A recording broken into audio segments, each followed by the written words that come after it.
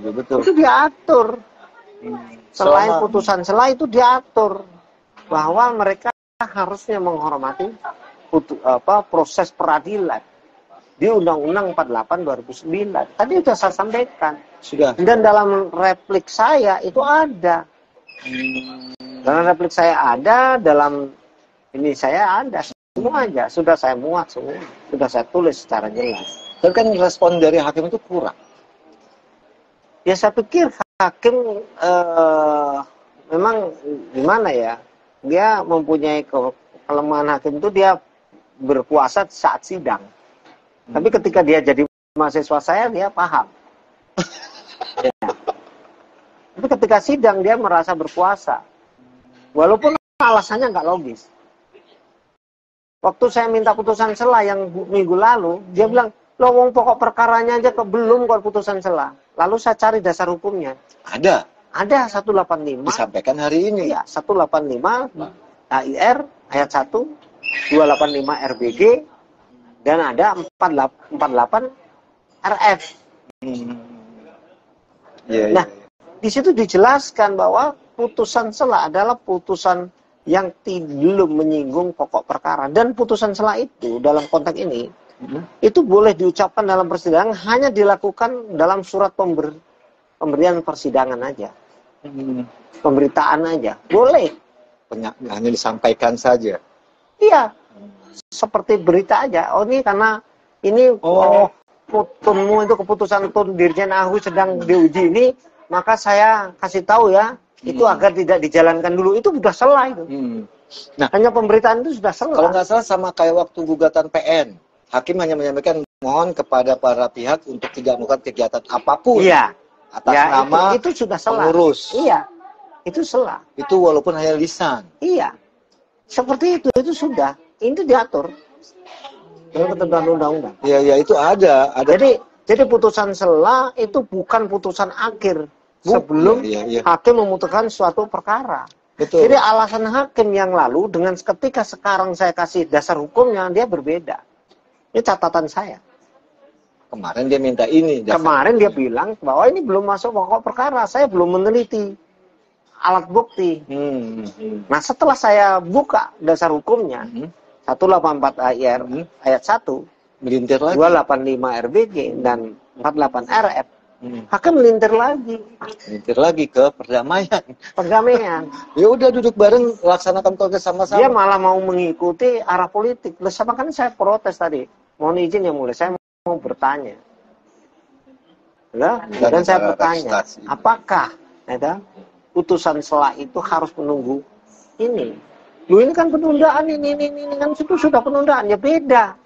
Ya, satu penundaan itu isi dari putusan tun, tapi yang saya gugat itu kan bukan masalah penundaannya.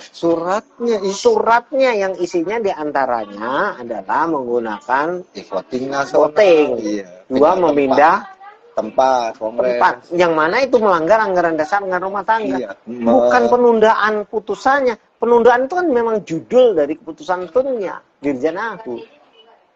Iya, penundaan bukan itu. Yang saya gugat itu surat secara utuh, yang isinya tidak hanya masalah penundaan. Bukan penundaan kongresnya. Bukan itu. Salah. Iya. Itu. Nah, kalau dengan kondisi seperti ini, kan minggu besok itu masih, kalau nggak salah, dari pihak interven masih... Belum, masih ada kurang. Ya. Dari pihak interven kan harus melengkapi ya? Ya, pihak penggugat interven. Saya kalau minggu depan saya ada kepentingan, saya ada tugas kemungkinan tidak dari hadir. Polri ke NTB, kemungkinan tidak hadir. Saya mau izin nih Bang Weha, hasil wawancara ini nanti boleh saya share ke Humas MA? Boleh, silakan. Silakan, saya tidak ada masalah. Nanti linknya saya kirim ke Humas MA ya. Link wawancara ini. Jadi begini, pada dasarnya hakim sudah mengetahui bahwa Dirjen AHU itu melampaui batas kewenangan. Pasal 17, pasal 18, Undang-Undang 30 2014. AUPB. Siap. Kemudian hakim juga sudah mengerti bahwa hakim itu berpihak. Kalau Dirjen AHU itu sebagaimana temanya hasil RDP itu hakim yakin. Memang hakim ini, Dirjen AU ini sudah berpihak. Dan itu melanggar pasal 10. Ya. AUPB. Ya. Harusnya Dirjen AU tidak boleh melakukan keberpihakan. Ya. Kemudian hakim juga udah mengatui ada pasal-pasal dalam asas-asas atau asas-asas yang terlanggar, misalnya asas legalitas ayat pasal 5 dari Undang-Undang 30 2014. Ya, AUPB itu ya. Ya, yang AUPB itu pasal 10. AUPB. Kemudian ada lagi yang saya akan sampaikan. Kalau hakim nanti baca, saya sebagai anggota INI dan organisasi sebagai itu punya hak asasi kita berorganisasi yang saya sebut tadi di pasal 82 Ya. UU-JN. Itu punya hak. 1 2 3 4. Ya, di pasal 82 UU-JN khususnya ayat 3 kan. Ayat 2 dan 3. Ya. Ya. Kemerdekaan. Kemandirian organisasi. Nah, itu hak tadi saya sampaikan hakim di statuta 1870 nomor 64. Siap. Di pasal 1 dan 2. Siap. 1 2 3 itu. 1 2 dan 3. Khususnya di 2 dan 3. Statuta itu berlaku, dijamin oleh undang-undang. Iya. Anggaran dasar. Iya, itu ada dan dalam surat gugatan saya maupun dalam eksepsi saya maupun replik saya ada semuanya. Saya sampaikan itu secara jelas, secara detail. Tinggal dibaca padahal. Jika mereka memang membaca. Saya khawatir hakim nggak membaca, tapi saya yakin hakim nggak mau main-main ini. Ya, karena saya lihat tadi, saya kaget ada karangan bunga begitu banyak itu. Oh iya, belum ditanya itu. Ya, saya kaget juga. Ada 11. Ada 11 ya? 11 penguil yang ngirimin. Ya, ada 11 penguil. Sulawesi Selatan, kalau nggak salah. Ada karangan bunga begitu banyak untuk. Saya pikir ada yang meninggal. Saya sayang tadi harusnya saya ngomong sama hakim. Tapi saya tadi udah ngomong bahwa saya menempuh gugatan ke pengadilan ini karena saya ingin adanya keadilan. Tapi pada dasarnya saya berharap betul hakim ini menyelamatkan organisasi INI. Maka kalau ini mestinya kalau nanti karangan bunga, kemudian dan sebagainya itu termasuk rekaman itu sampai MA lebih bisa kontrol. Siap. Atau komisi yudisial. Insya Allah. Nanti kan ini linknya saya kirim. Insya Allah. Ke Humas, lewat Humas ya. Ya. Saya nggak bisa langsung lewat Humas MA dulu lah. Tapi lumayan dokter juga Bang. Saya terbiasa menempuh jalur itu yang lurus-lurus saja. Insya Allah nanti linknya ini saya kirim, makanya tadi saya izin. Ya, silakan.